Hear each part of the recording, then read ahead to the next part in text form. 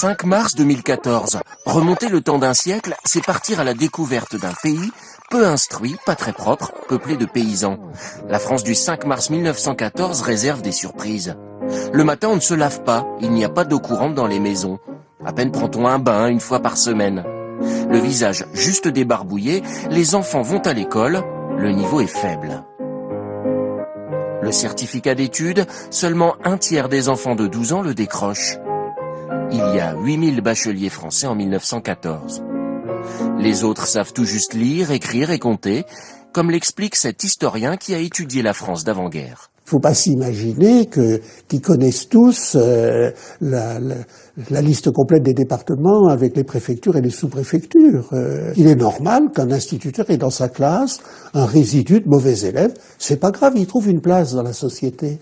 L'avenir des enfants est tracé, les champs ou l'usine.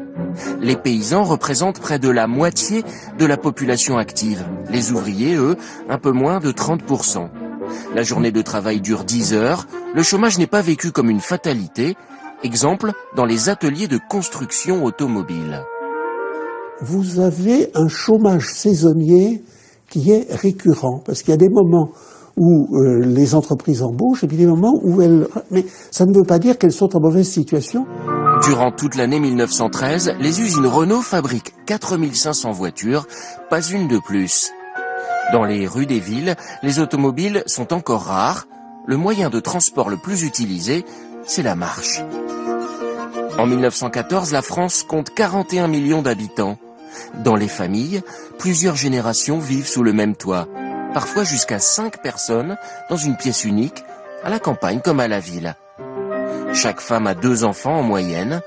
Contrairement aux idées reçues, elles n'ont pas attendu la guerre de 14 pour intégrer en masse le monde du travail. Elles sont domestiques, elles sont servantes de ferme, ou dans la couture. Les femmes n'ont pas le droit de vote. La bourgeoise des beaux quartiers n'est pas la plus émancipée. Elle ne se marie pas toujours par amour, elle ne fréquente pas toujours qui elle veut. Si jamais elle a un amant, il faut surtout que ce soit extraordinairement caché, clandestin. Donc c'est tout de même une femme sous contrainte. L'espérance de vie des femmes est de 52 ans, 48 ans pour les hommes. Mais attention, c'est une moyenne tirée vers le bas par la forte mortalité infantile. En 1914, le loisir le plus populaire, c'est la promenade. La radio n'existe même pas.